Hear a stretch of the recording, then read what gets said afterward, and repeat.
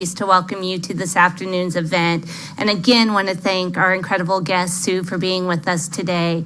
I'm excited about the conversation we're going to hear, but I wanted to take a moment to highlight and really recognize the work that the Washington Institute for Public Affairs Research does. We call it YPAR, so it's hard to say the whole name sometimes, but I want to recognize Dave Marcotte and Colette Abachar for the work they highlight and really recognize the work that the Washington Institute for Public Affairs Research does. We call it YPAR, so it's hard to say the whole name sometimes, but I want to recognize Dave Marcotte and Colette Abachar for the work they highlight and really recognize the work that the Washington Institute for Public Affairs Research does. We call it YPAR, so it's hard to say the whole name sometimes, but I want to recognize Dave Marcotte and Colette Abachar for the work they highlight and really recognize the work that the Washington Institute for Public Affairs Research does. We call it YPAR, so it's hard to say the whole name sometimes, but I want to recognize Dave Marcotte and Colette Abachar for the work they highlight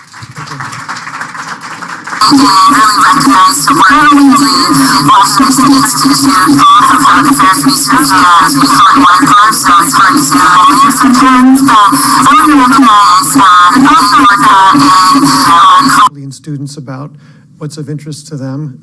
We've hosted in turn the Russell Sage Foundation president of the William T. Grant Foundation, and last year the president of the Ford Foundation. This year we're absolutely thrilled to have the CEO of the Gates Foundation, Dr. Sue Desmond-Hellmann, to talk to us today. The Bill and Melinda Gates Foundation is the most important and largest philanthropic foundation supporting research in the world. Many of you know the foundation well. We have some Gates Millennium Scholars in the room. So I want to let you, the students, the scholars, and all AU students know that when we break from our discussion up here, you'll have a chance to meet Dr. Desmond-Hellmann in the reception and continue on our conversation afterwards. But I want to acknowledge before we start the great work of the Kennedy Political Union and especially Kevin Norton, KPU's director, in making this event possible today. I also want to thank Colette Abachar, who played the major role in conceiving today's event and making it come to fruition. So today we're going to structure our time here as a conversation. Dr. Desmond-Hellmann will begin that conversation with an introduction to the Gates Foundation's interests in economic opportunity in the United States.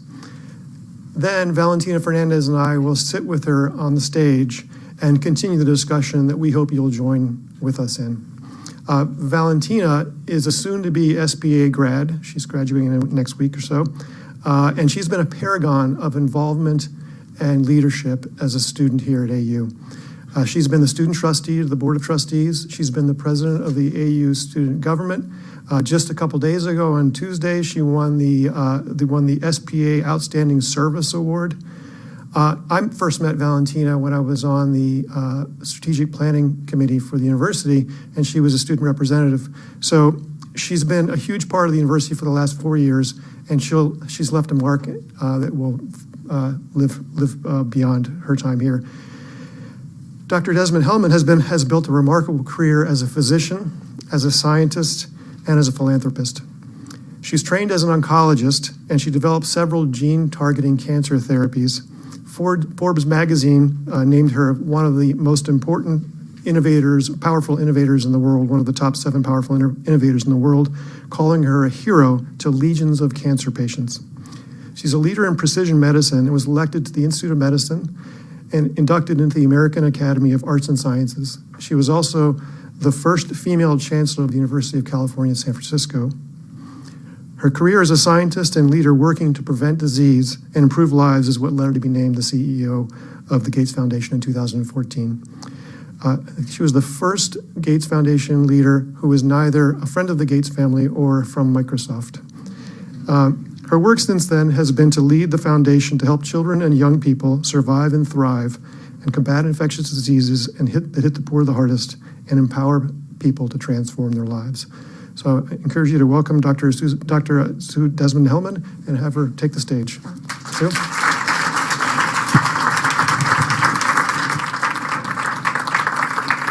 Well, thank you for that nice introduction.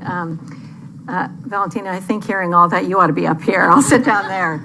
I am so pleased to be with you today and appreciate that warm welcome and that overly generous introduction. I like stories, and so I thought I would begin our discussion with a story about a student. And maybe that will help frame the discussion. I know we're going to have a little bit about economic opportunity. So I want to tell you about a student named Jenny. And Jenny was a student who entered her K-12 journey as the first person in her family, one of 4 kids, who was born in the United States.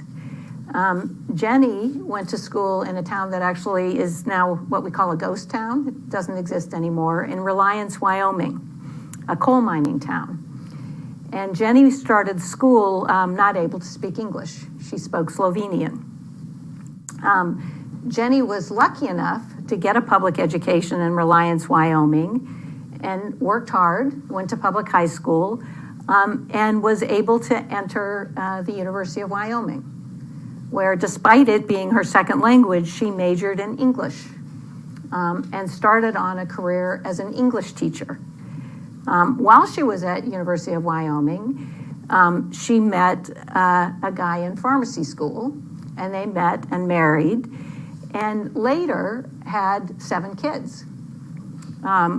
I'm number 2 of those 7 kids, and my mom, Jenny, is so proud that her 7 kids all got to go to college, that her 7 kids, many of us went to graduate school, law school, nursing school, medical school, and that she was able to work in the library, be a great substitute teacher for English, and loved to tell us stories about growing up in Reliance, Wyoming, as a true coal miner's daughter.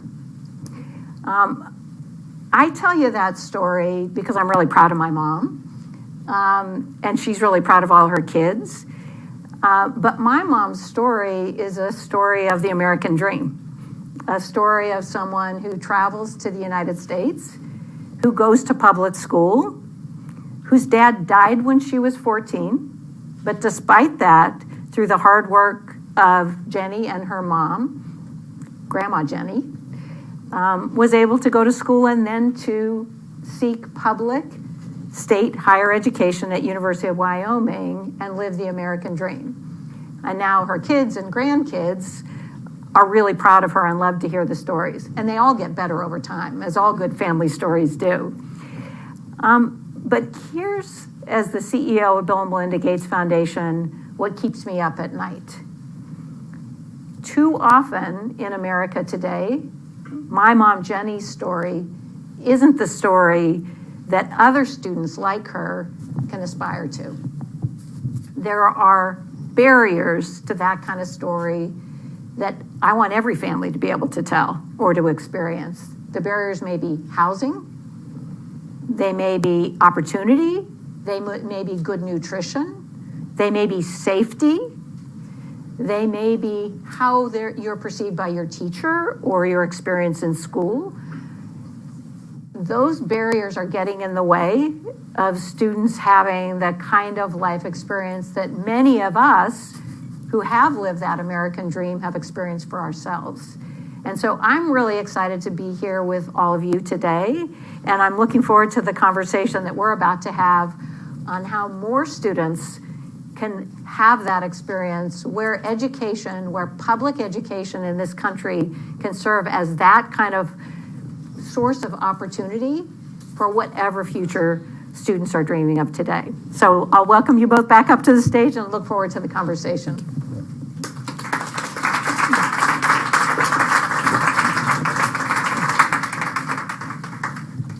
Thank you so much again, and thank you for everyone for being here. I know it's finals week, but I think this is an important conversation, especially as students, as faculty, as staff here on this campus.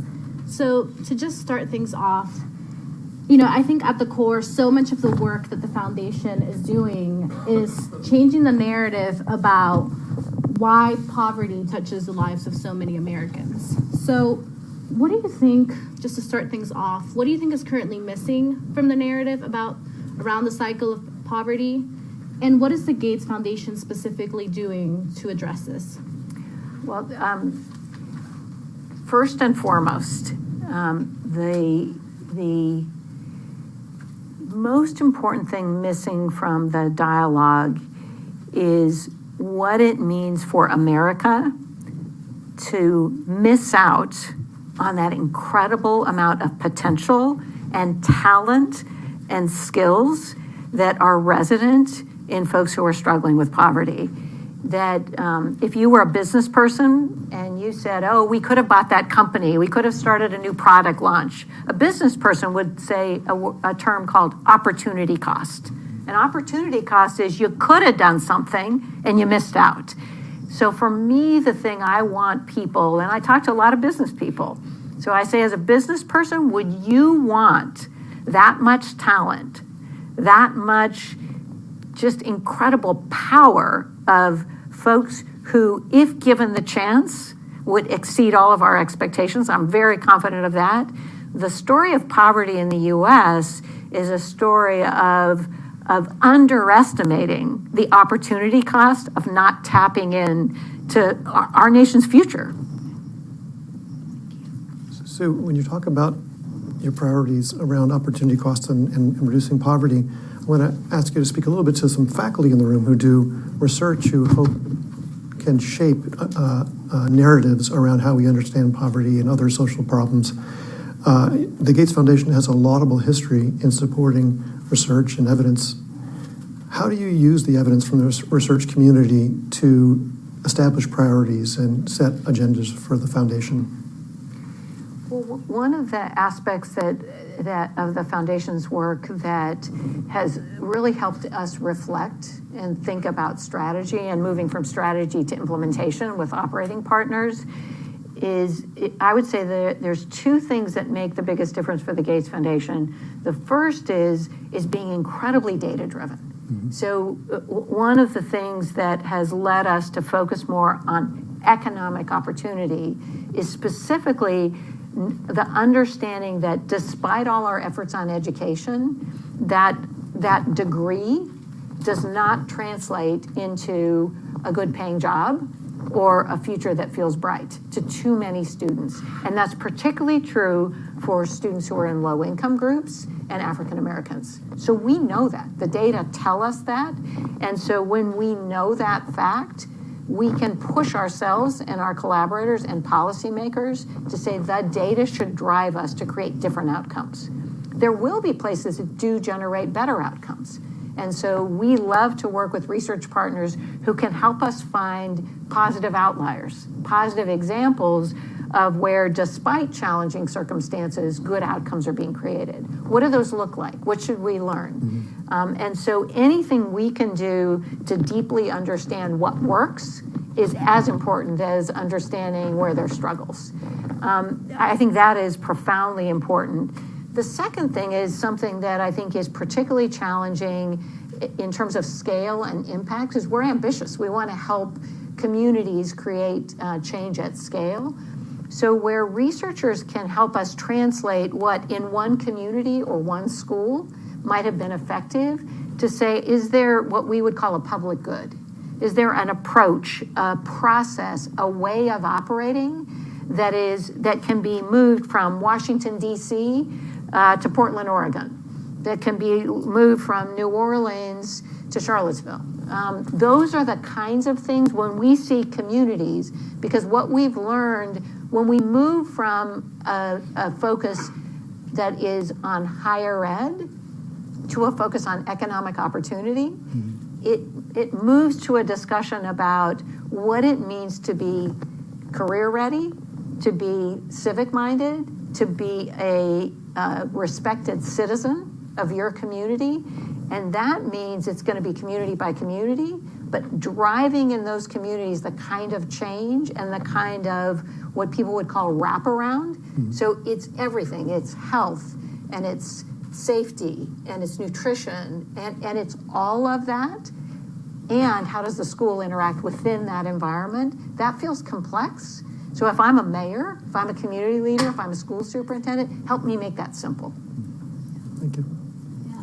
In addition to the data-driven mindset and the flexibility and adopting all of these things, I think something I really enjoy is that a lot of the work that's being done seems to take a really intentional approach to and a focus on collaboration and cross-partnerships and not reinventing the wheel, but rather re-energizing work that is already being done. So how do foundations such as the Gates Foundation create culturally responsible partnerships that are grounded in the needs of the communities that you've been discussing and while you're serving them? But what are also some of the challenges that you foresee, or what are some of the challenges you've had to overcome in sort of creating that cross-disciplinary approach? Yeah, I really appreciate that question. I think it's one that has caused an enormous amount of reflection at Bill and Melinda Gates Foundation. Too often, we're working in the communities we aspire to serve as folks who have no experience with the communities we aspire to serve. And so every time we're in that situation, we should come with enormous humility. I was introduced as somebody who's a cancer doctor. And so the thing I knew to be true whenever I interacted with a patient and their family is there's a universal phenomenon. Nobody wants to hear the word cancer. That I could pretty much keep track of. But I've been a practicing oncologist in Kampala, Uganda, and I've been a practicing oncologist in Lexington, Kentucky, and San Francisco, California. Guess what? People hear that news and expect from their family very different things, and expect from their doctor very different things, depending on that cultural milieu, that cultural surroundings. That was such good learning for me. And when I started working with patient advocacy groups, and they're like, okay, smarty pants, here's what we need from you. It really opened my eyes to say, oh, okay.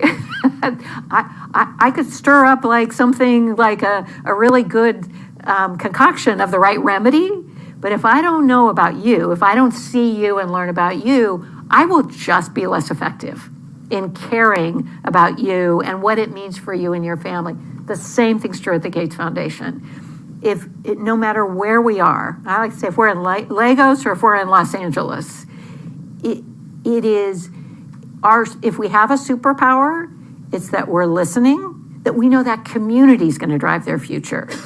And to the degree to which we can collaborate, the degree to which our folks, whether they're in Seattle or Washington, D.C. or in London, not only come from many different neighborhoods, but absolutely understand that we're in service of the future of those folks and them driving their future, being complementary to that.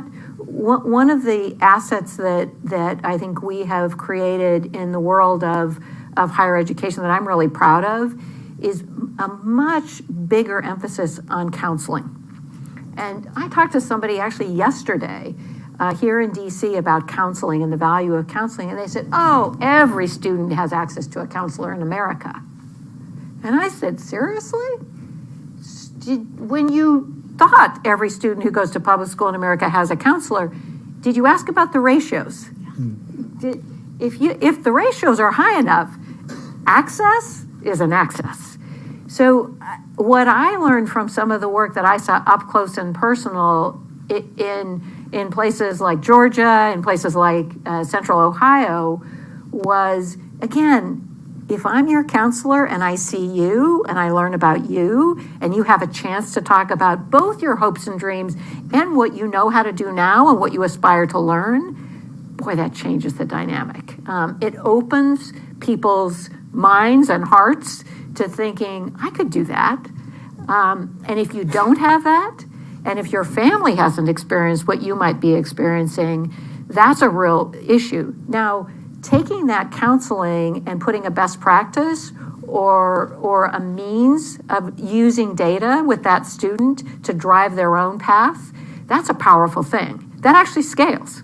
So those are the kinds of things at the Gates Foundation we really want to do, is to say, are there some public goods? Are there some things that no matter where you are could benefit you, no matter where you came from? and getting a cadre of counselors and ratios that allow them to interact with their students, and maybe some technical things that can allow you and that student to learn about how your own record and how your own number of credits, work schedule, all those things conspire for your success.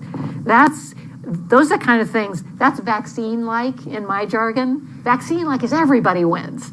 So counseling is one of those things. The more we can think, what are the universal needs that we can work together with communities? So a community that says, oh, I didn't know they did that in New Orleans. Maybe we can apply that, and if you've got a tool that we can put in place for our folks, that's really helpful for us.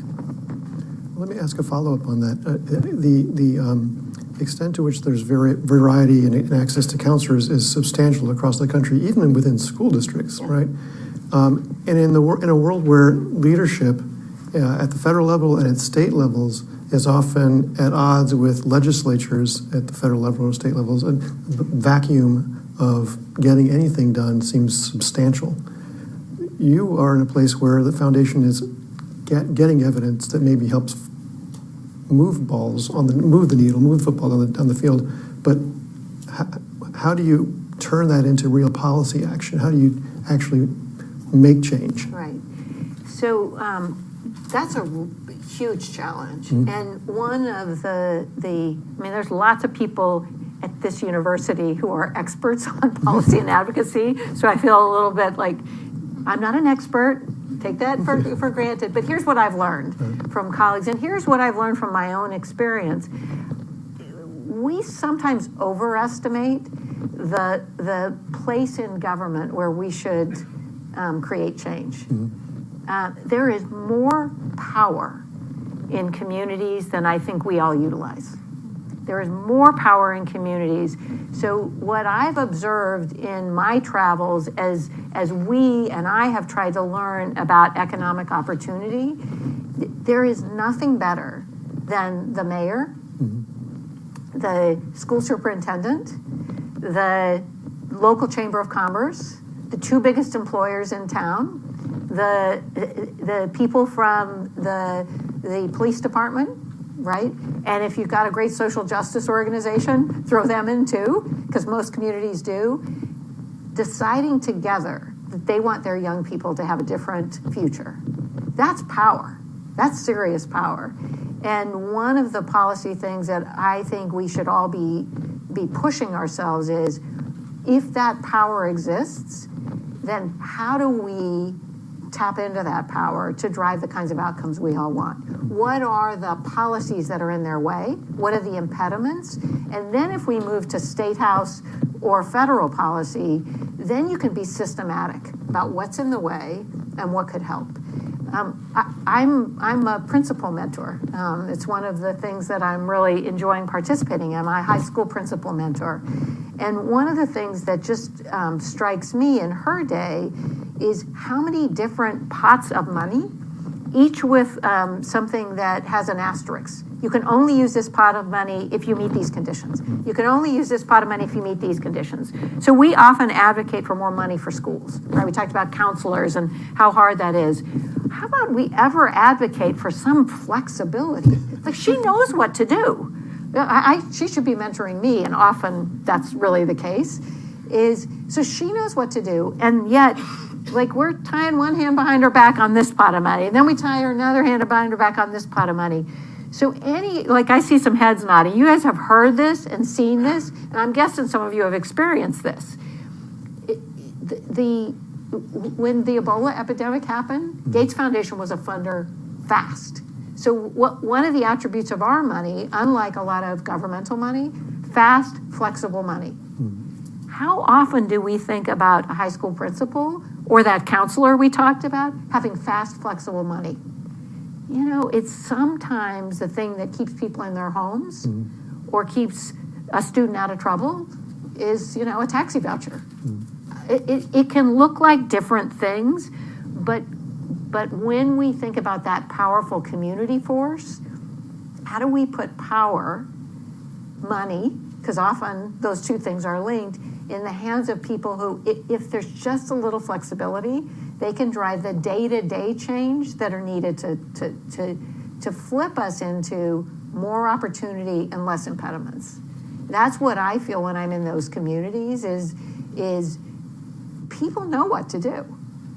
And when we're from a research perspective, I think we have to ask ourselves, are we systematic and do we prioritize those impediments? So it's sort of like weed whacking. We need to just be, arm in arm, whacking the weeds. Some of this is really interesting on childhood development, on how the brain develops. There's some really interesting scientific research I'm incredibly interested in. And then there's some really practical things. When you know what to do, what's in between you and success? Sort of building on for that theme on the power in communities, especially when you're working with Black and Latinx populations in those communities. And when there seems to be a collective lack of trust in institutions, whether it's government, business, and even foundations, how do you sort of go in and work with those communities and regain trust in populations that have little to no trust in the goal set forward? And how do you think that changes in an area where truth is constantly being questioned? Yeah, there is not at all an easy answer to that question, and it is the absence of trust in authority. I'll call it authority, whether it's at a foundation, at a university, in civil society writ large.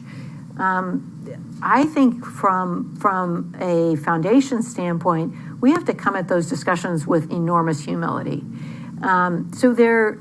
Everyone has walked a really different journey, and what experts or elites have meant to folks that I interact with might be different than my own experience, and it almost certainly is different. It's not uncommon that we all face situations, it might be with a friend or a colleague, a spouse or a child, where we're working to regain trust. We've goofed up. I think it's important for all of us who want to be helpful, when you're in the kinds of work that I've always had the privilege to do, it's all about trust. And so if there are ways we've showed up that have decreased trust, I actually think we should be overt about regaining trust. And one of the ways to regain trust is something that I give Bill and Melinda a lot of credit. So our education work has been criticized a lot. And we've learned a lot from the feedback we've received and from the successes and the failures. To their great credit, they could have said, you know what, we give up. This is way harder than we thought. To work with communities and work with educators to look at the American dream and public education. And they've stuck with public education. That's a commitment that they've made. And in the communities where we stay the course, where we stay in there and work with the communities, you gain trust by demonstrating that you hang in there. Good times and bad times, struggles. And for me, teamwork and trust are when you go through hard things together and you come out on the other side. And so I think that's a series of community-driven things. That's why I go back to who makes a difference in this town? Who makes things happen? And I've met somebody who in one of the communities where I went to the high school, and one of the dean for students was a graduate of that high school. And he had gone on to graduate from college, came back to his neighborhood, came back to his high school. So you talk about trust. I told the students, look, here I am, I'm dropping by. But this guy, he's your guy, he's your people, and he came back to you because he cares about this community. I'm learning from him. Trust is based on somebody who knows my experience, who listens to me, who understands me, who may have walked in my shoes.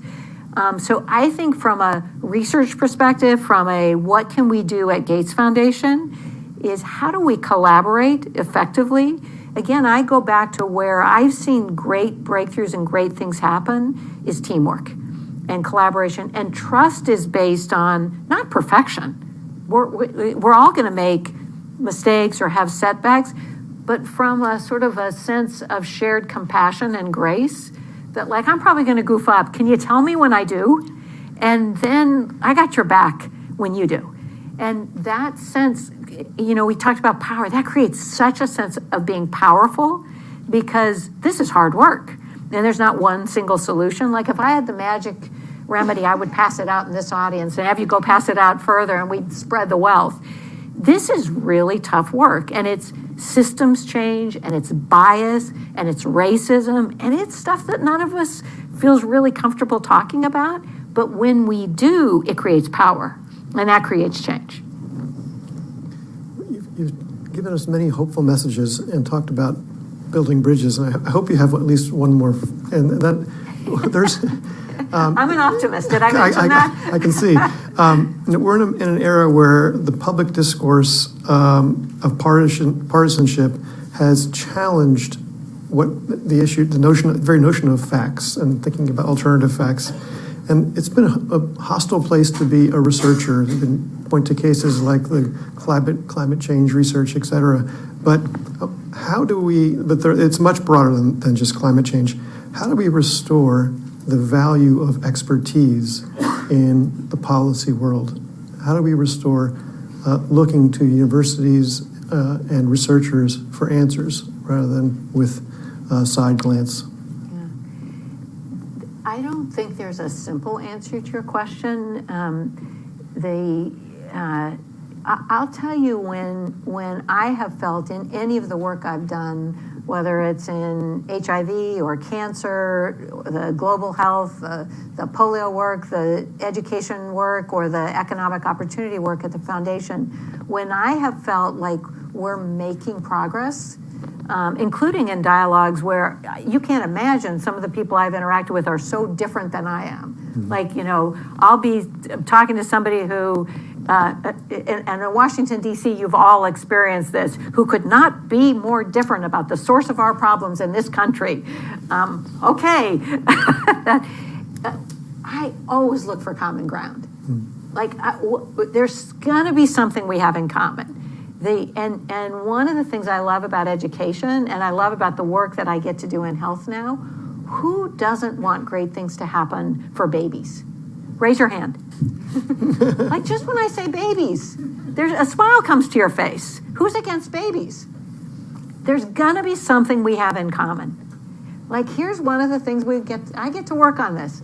No child should ever die of a vaccine-preventable disease. Follow me. Like, we got something to talk about, right? We got something to talk about. Let's start there. Let's start about every child deserves to have a start at a healthy, productive life, right? If you're with me on that, then let's talk about early education. Let's talk about continuing that journey to never let that child die of measles. Never let that child die of malaria. Now we can talk. What are they eating? How's food security going? Is mom supported? Does she have access to family planning? Did she get to go to school? Now we're talking. Okay, now let's keep going. Are you with me? So I think too often, and thank God I don't live in Washington, D.C., so you guys, maybe we should have a moment of meditation, a little quiet wellness period. Here's the thing is we could spend a lot of time on where we're different and what we disagree on, and we do spend a lot of time on that. There is so much we have in common, including that we get to be here. I was at a forum and we polled the audience, one of those little self-clicky things, and said, okay, this is a really diverse audience. What do we all have in common? What do we care about most these days? Freedom. That was actually a big surprise to me. When I say babies, turns out freedom's better than babies. That's a really cool thing. And I think freedom is kind of an American word. So when we think about freedom, it's often like, that's an American word. Freedom's an opportunity word. The freedom to choose whether I go to college or not. The freedom to decide the kind of job I want to do. The freedom to be able to have my own home, to have a family, to start having kids, to be a grown-up, not have to be dependent on my parents anymore. There's a lot today in this country that's associated with freedom. And even though I think the Gates Foundation, I think, all lives have equal value, I cannot do better than that. I came to the foundation completely loving all lives have equal value. So I like all lives have equal value. When I talk about we're in the equity business, I actually think we're in the freedom business. And that's the thing about the work that you all do, and the work I'm really grateful to do is that sense of freedom and power and opportunity that all of the things that I bring to the table, that the world actually gets to benefit from that. It's hard to do better than that. And I've not met a parent yet who doesn't want that for their child. So that brings us all together. It doesn't separate us. So I start there, and that optimism I mentioned, a healthy dose sprinkled on top. So that's how I approach the work. Thank you. To continue sort of the theme of optimism, looking at our audience, we have a lot of undergraduate and graduate students here. So what advice would you give to any student sitting in the audience who is considering and who really wants to pursue a career of public service, whether it's breaking cycles of poverty, inequitable education, whatever it may be? So there's a couple of things that I often talk to students about that I think are really powerful and have been powerful for me. Each of you has like a superpower. And I think too often the education system that we all go through, we're pretty good at describing our faults or our deficiencies. I'll go first if you'd like to. Procrastination.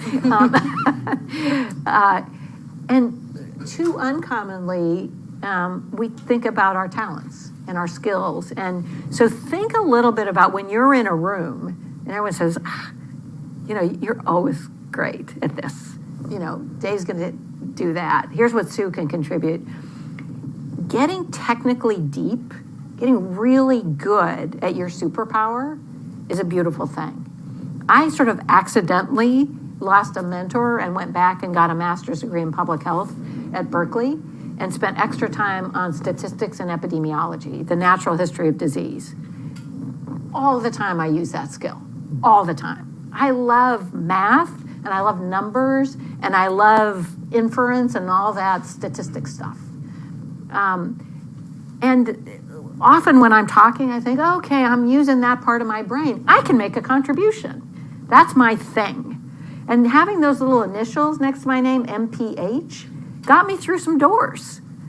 I didn't actually understand that when I was a student, but I got capabilities that were bringing out a strength in me, and I got a credential, those three little initials. So think a little bit about how you tap into the things you're good at and you kind of enjoy, and that you can contribute and get the capability and the credential, because that opens doors for you. I think that's just a really powerful thing. The other thing that I think is underestimated, you just never know. So you know how sometimes all of us kind of have our game face, and then we got the other side of us? You know what I mean. I can tell.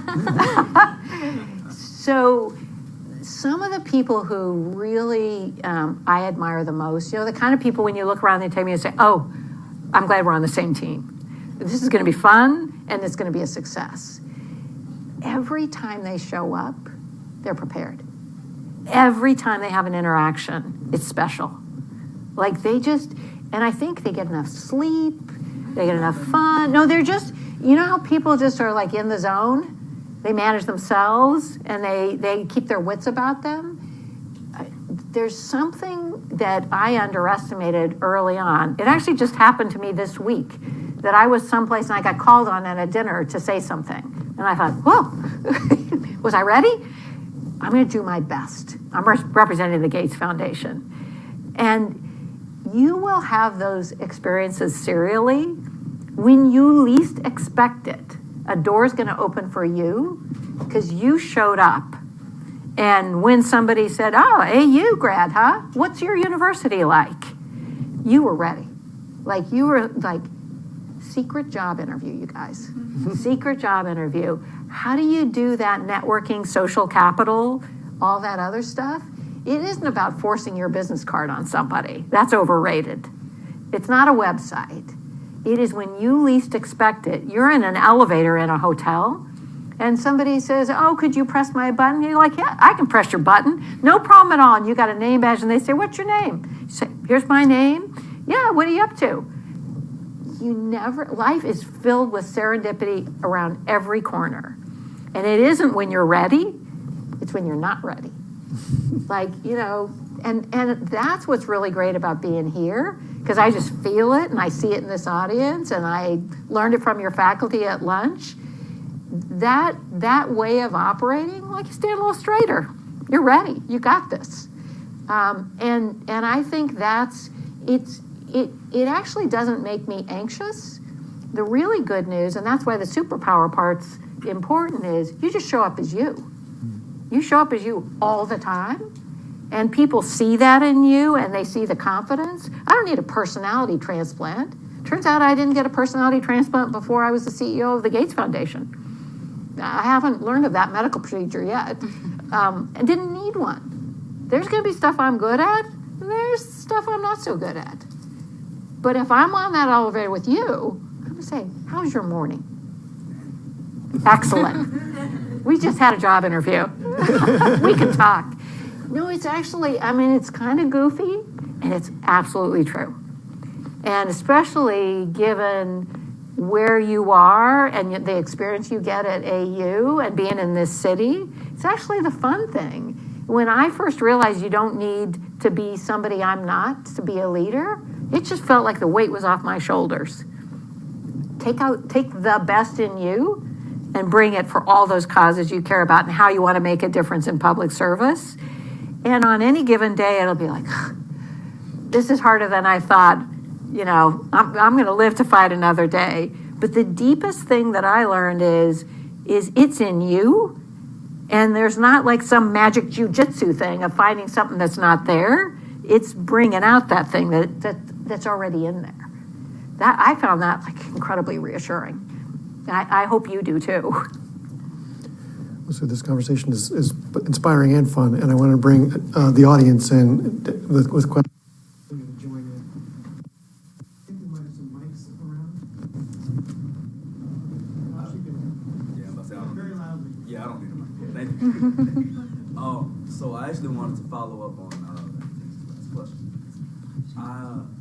Of late, a thought process that I've had is be who. The question that I've had has been, or not the question, the thought process that I've had has been, strive who you younger. So I guess the question I want to ask you is, how did you know that you became who you needed when you were younger?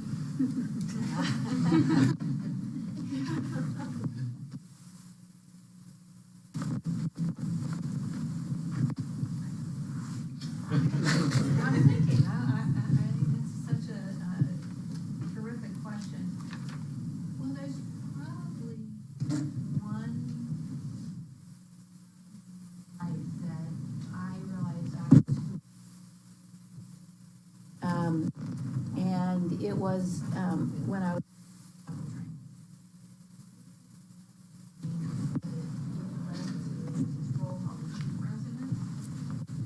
chief president is there, especially for the senior level now, to keep everyone out of trouble, and to kind of coach and guide and get people that mentoring.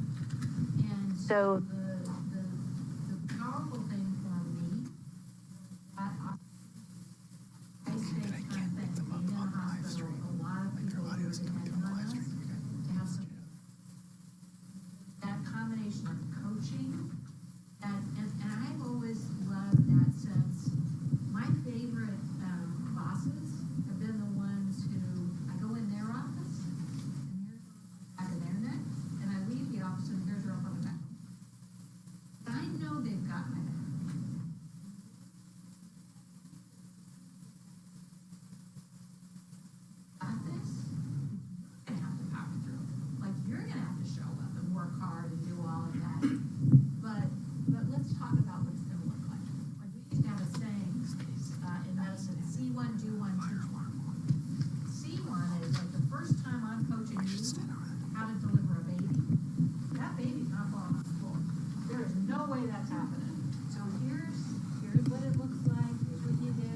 standing next to me. So I'm like, this, here's a little trick, here's how the nurse is gonna talk to you, here's what's gonna happen, here's mom. Let's talk through this. How you feeling about it? You got that. Next time, I'm standing next to you and you're doing it. And that, I like managing, I like coaching, I like mentoring. For me, that was a, like, right in your face kind of experience that said, high stakes, really clear high stakes. I need to teach you to do something where in many ways I'm teaching you the procedure. In most ways I'm teaching you confidence. Right? Inspired them. I've never seen anyone drop a baby. Slippery as they are.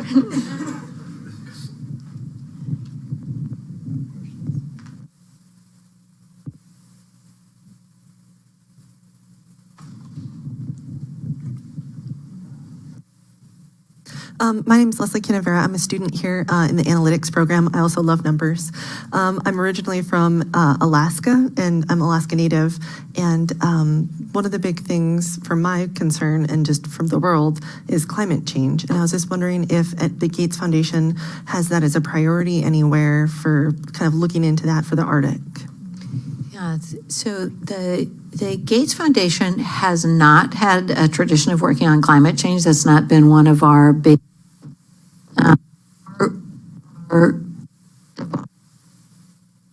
Does this one work or this one work? This is working.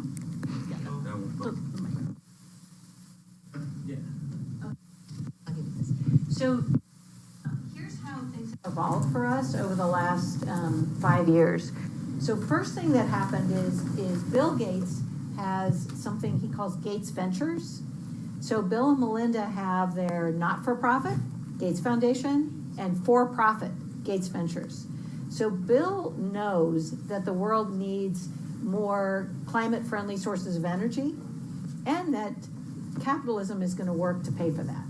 So he has a for-profit venture that does things like batteries and new technology, and it's actually really cool, and he does that for-profit. I don't do for-profit. So the foundation doesn't work on the for-profit, energy, batteries, really cool stuff. What the foundation does do is we have started to work very seriously with smallholder farmers on adaptation for climate change. So we have had for some time, in fact, your president, Sylvia, helped start this up at the Gates Foundation, a focus on agriculture so that smallholder farmers can feed their family and maybe make money for school fees and other things that their family needs. And we have been told by those farmers who we've been working with in the poorest areas of the world that drought, changes in climate, changes in soil health are really impacting their ability to have food security. So we have started to work with those farmers on how they can create the conditions where they don't contribute in a negative way to climate change, and more importantly, how they can feed their families and their communities despite climate change. So that's how we come at climate change. Technical difficulties? That one. Do you have a question? The girl in the middle with the sweatshirt. We're just gonna ask that you use it. Perfect. Right. Thank you so much. Sorry. Okay. No worries. Hi, so I'm Colleen Baldwin. I was just wondering, you had mentioned that you should focus on your strengths. How, as someone who is younger and still figuring out who I am, how do I find out what are my strengths personally? I think it starts with what you feel like comes naturally. You know what I mean? Where something's more intuitive. And the way that I learned about my strengths is I'm one of 7 kids. And, we sort of naturally say, okay, we need that, Sue will do it. And 2 of my sisters are terrific writers. I wish I got that gene. I mean, but I think just that kind of family thing, we're like, oh, you're good at that, you're good at that. if you get a chance to participate in a team, one of the things that I would strongly encourage you to do is, if you're in a study group or a team effort and through your classes or any volunteering you do, I've always felt like being a member of a team helps me understand how I can contribute. And one of the things that each of us can be good at, and it's one of the aspects of my performance I'm always working on, followership is really good asset. Most places of work now need good teamwork. Product development, the thing I love doing in health, is a team sport. So anytime you're in a team, one of the great things that can be a superpower is to say, I'm going to really deeply understand where we're going, who's leading, and I'm going to be a good follower.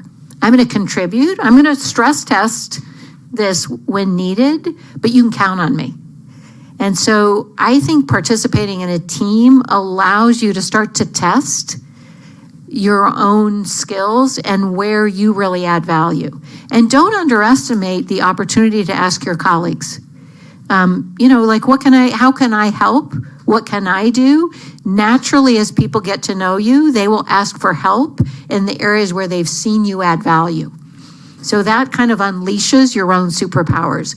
But whenever you get to work and collaborate, it's a wonderful opportunity to learn, and you can kind of test drive. Like, if I'm going to try this, I'm going to try and contribute in this way. How does it feel?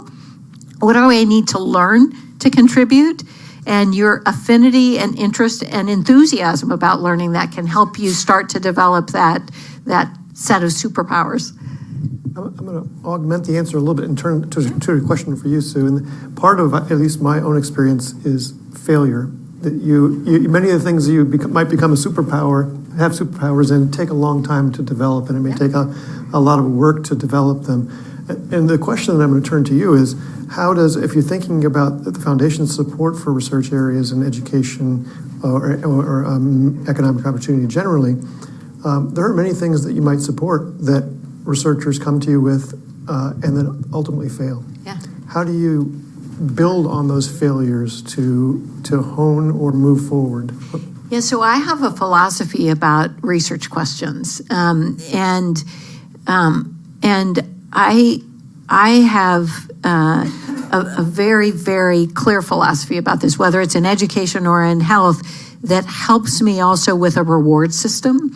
So we talked about how people have lost some confidence in science and researchers and elites, and there's been some problems with reproducing results. Mm-hmm. And so I think that comes from a reward system that rewards success versus failure. So in research, my philosophy is our job is to efficiently ask and answer questions. Sometimes the answer is no. So I consider a failure in a research question to be when you were either inefficient, so you wasted money or time, or you got an answer that was maybe. Mm. Who wants to spend money and time, that opportunity cost, and get a maybe? In the business I've been in product development, okay, does this help women with breast cancer? Maybe. What do I do with that? Does this help women with breast cancer? No. It's unsafe, or no, it doesn't work. Thank you. I will not prescribe that for my patient. I will not take that if I have breast cancer. So I think in education, in policy, research, asking and answering questions is great. But personal failure, let's say you had a hypothesis. My hypothesis is the world is flat. You guys already know the answer to this. If I ask and answer the question, the answer is a definitive no, the world is not flat. That's a failure of my hypothesis. And I do think over time, when you're in a space and you ask and answer questions and the answer is no, no, no, no, no, even if it's efficient, maybe it's time to switch hypotheses. So I do think failure in that your sort of theory of change. The best researchers are good learners and can course correct. So failure is a very important part of that. But if you get a series of yeses and nos, and you're going left and you get a no, and then you go right and you get a yes, then you're getting somewhere. You had a question up front here? Hello, my name is Dao Toldo. So my question is, I wanted to expand on opportunities, and I wanted to look from the perspective of economic stalemate or economic inequality. From the perspective, I come from the inner cities, or those in the rural area where old jobs that used to be there are no longer there. So how can we provide opportunities to the vulnerable communities? Because I do think the economy and education go hand in hand. So I just want you to kind of expand on that. How are opportunity being introduced to these communities where opportunities seems to be leaving, whether it's talent or young people just moving out of their old towns or from the inner cities, moving out and finding new opportunities? Yeah, so one of the most important parts of our economic opportunity efforts is to make an effort to do a connection. So opportunities do exist, right? You and I both know unemployment is actually really low. People everywhere in America are looking for people to work in their companies. That's a fact. So I see the lack of economic opportunity for inner city, for rural areas, for some cities in America or some towns or rural areas in America as not a problem of lack of opportunity, but a lack of opportunity for all. And so the first thing I do is say, where's the gap? It starts with employers. Who are you hiring? Who are you hiring for your company? What are the skills and capabilities and credentials you're looking for? And how can communities, how can universities, how can philanthropies, how can government use our collective energy and our power to connect those two things? So you and I both know there's people who want work, who want good jobs and want that opportunity. And there's employers who are literally scouring for talent. That seems weird to me. That seems weird. If we were at a time of really high unemployment and their business wasn't good for so many employers, it would be less confusing to me. But there must be barriers in between those job seekers and those employers that we have to look square in the eye of what are the barriers and systematically break them down. And it starts by asking employers, what are the kinds of skills and capabilities you're looking for in your place of business? And how can we match that to folks who are looking for work? That sounds really simple to do, but what I've heard when I've been out on the road, and I've been out on the road a lot, including in towns that feel like, man, this mismatch is a huge problem. One of the challenges is it's changing so fast. Let's say you're at a community college and your curriculum change takes 2 to 3 years, and your local employer is seeing their job needs change every 6 months.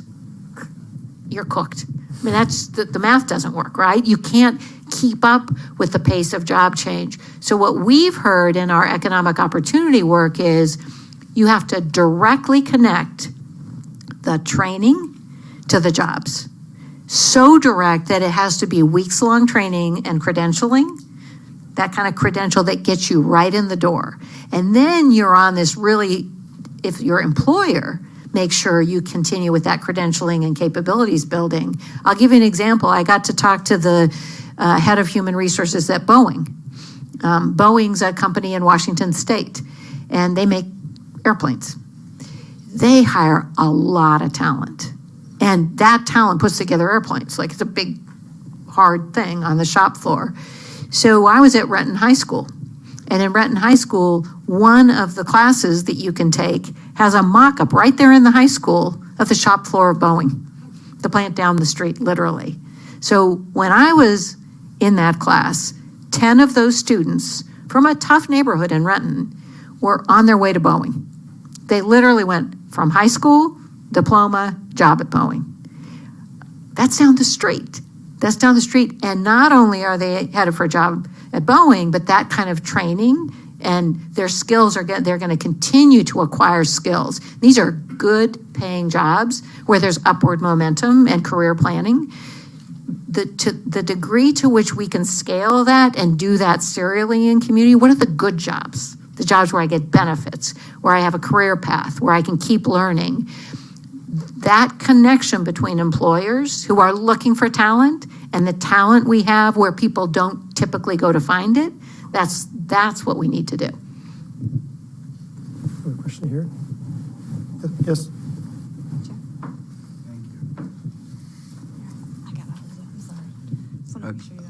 Okay, my name is Gregory Perio, and thank you for this really stimulating conversation. All three of you was fantastic. We've heard for 3 or 4 decades now that the marketplace will solve so many of our problems. But what I'm hearing from you is community, community, community.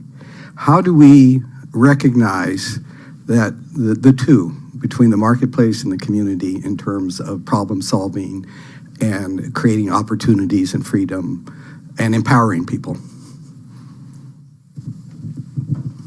You know, it's interesting, the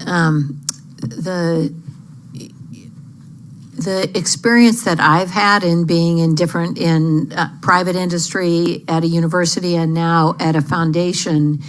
I have a line of sight to an enormous change in how we think about school and jobs, about work. We could overemphasize what's changed and how much it's changed, but I do think the news cycle, the media, the political discourse right now makes very visible a problem statement that actually hasn't changed in those 20 years, which is inequity. And so too often, I think, in business or in our national discourse, we've looked at averages, or we've sort of looked at the economic growth or the overall unemployment rate. What I think is actually really powerful in terms of changing the dialogue has been some of the discourse around Black Lives Matter, some of the discourse around Me Too. And so even though we all feel like, boy, there's a lot going on and there's a lot of dialogue and some of it feels uncomfortable, in many ways, I think it's a healthy dialogue about all of us in this country talking about what are the outcomes we want?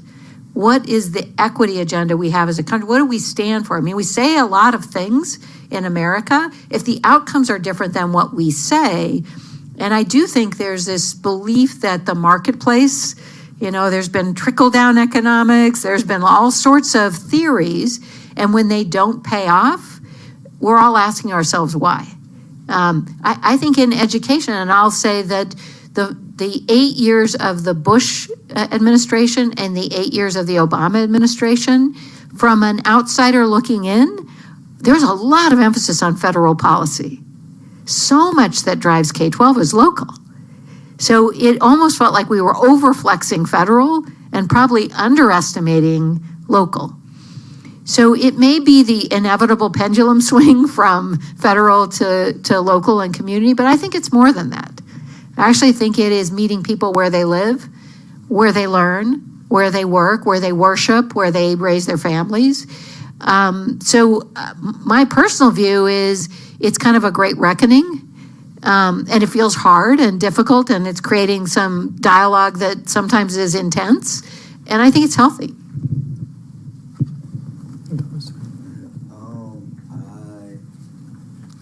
I wanted to know what's, in the next 2 to 3 years, what are 5 main goals that you feel you can accomplish? Me personally? Me Foundation? Yeah. So the end polio, start a phase 3 trial for a cure for AIDS. Should I keep going?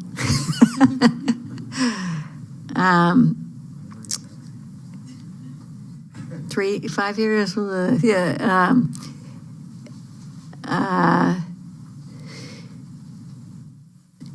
I would say a scalable system that communities can use for economic opportunity.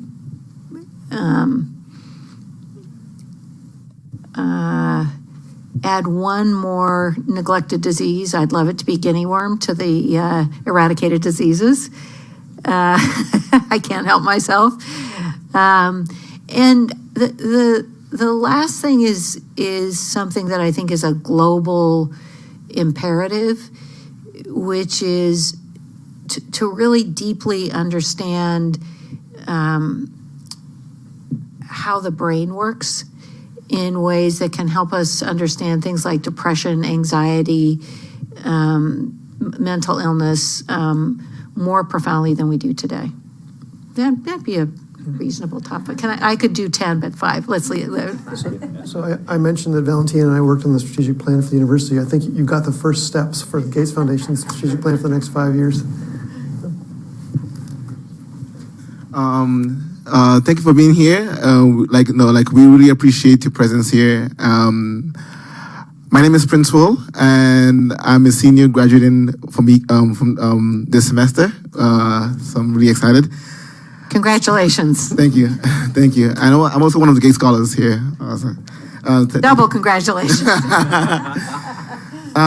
So my question is, for someone that has so much hopes and visions for the world and the community, I'm very optimistic as you are. How do you encourage your mentees to break out of silence and to break out of that anxiety of failure, I guess, yeah. Well, thank you for the question. And I meant what I said. Every time I meet a Gates Millennium Scholar, like, my day is brighter. So thank you for being in the front row. I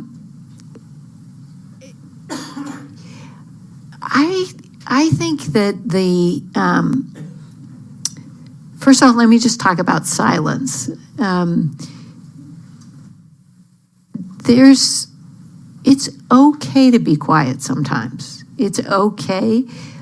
When I have a mentee who talks about being quiet or feeling like maybe people think they don't care or they can't contribute because they're quiet, I not uncommonly share what I've been told I do kind of naturally.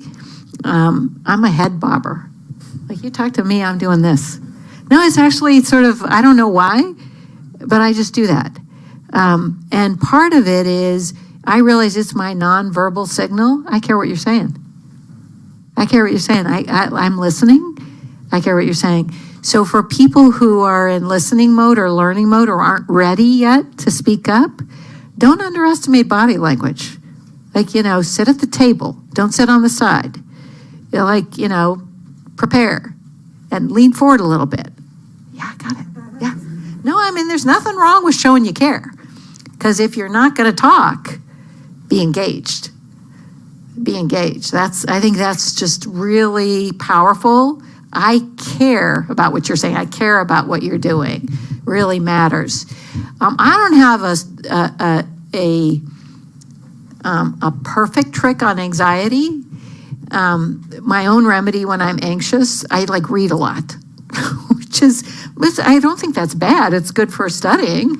But I often make fun of myself by saying, okay, I'm at the Gates Foundation, and the last time I thought about kindergarten, I was in kindergarten. So I'm going to read 10 books on education, including all the critics of the Gates Foundation. That'll make me feel better. I don't know. It actually does make me less anxious because I can take an action. It's not free-floating anxiety. I'm not sure I solved that, but I learned something. And now you have YouTube videos. So, get a YouTube video and watch it on something. No, I think it's actually true that we all have skills that help us and habits that are good and habits that are less good. And I've come to kind of like my anxiety reduction habit of reading. It's a good one. Yeah, it's a good one. I have an anxiety reducing habit of running every morning. It's really hard to run or ride my bike and think deep thoughts, or else I fall. So it's really good stress reduction. Stay on the bike, don't fall, stay upright on your feet. So one of the things you'll learn about yourself, what are those really positive anxiety reducing habits that can substitute for less positive anxiety-reducing habits. And I just think that's true for all of us. But my personal favorite is reading. As you can all tell, Sue's she's terrific to talk to, approachable. We're going to break in just a minute for an informal reception where students get a chance to talk to her one-on-one, but we'll take one more question before we do. Can I try to project? Okay. I actually can't hear you with the live stream, so We're live streaming. Yeah, I'm gonna yeah. Thank you so much for giving us a glimpse into your leadership style and your personality. I think that's very genuine, and I'm very appreciative. Something stuck with me that you said earlier, that you approach a complex problem with humility. And I think that's a vulnerable place to be, especially as a doctor. You walk into a patient's room, you have to also project confidence. So I'm curious if you want to spend just a little bit of time explaining to us, how does that complexity work for you? And how do you walk that fine balance of being vulnerable and having humility with the confidence that you have to project as a leader and as a doctor? So I'm curious to hear a little bit more about that. For me, I've always felt that humility and being human is a source of power, that it gives me confidence and strength to understand that I can't fix everything, that I can't solve everything, and that I'm imperfect. And so I started my career as a doctor, as an AIDS doctor. And so I had the experience of people my age dying, and I couldn't fix anything. It was a terrible, terrible feeling. But so the humility was, I cannot make you better. Like, I don't have a remedy for this terrible epidemic that's hit San Francisco. Here's what I can do. What are you suffering from? Do you have pain? Are you having trouble breathing? What is interrupting your day and your life? So for me, the power and the confidence and the empathy comes from, here's what I'm able to do. I'm able to understand from you what you need from me and how I can help you. And I think that same, I hope, good bedside manner contributes to the best days when I show up, and they're not all good days. But my best days are when I'm like, I wish I could fix the world and have the world be different and more fair. But working with my colleagues at Gates Foundation and people like the people in this room, how can I contribute? How can we move towards a more fair world? Knowing it's imperfect, and I wish it were better. But I think that humility is, I think of it as an asset. And you know, that kind of, I'm here to help, I'm your doctor and I'm here to help. Who feels good about that? I don't need that from a clinician. And I just think there's something about human connection that allows for humility. So it always starts with that. Well, I want to thank you very much, Sue, for spending time with us. Yeah, thank you for having me. Thank you. And thanks to you, Valentina, and thanks to you all for being here. Let's continue the conversation, and cookies too. Thank you. Thank you, everyone. Thank you. That was terrific.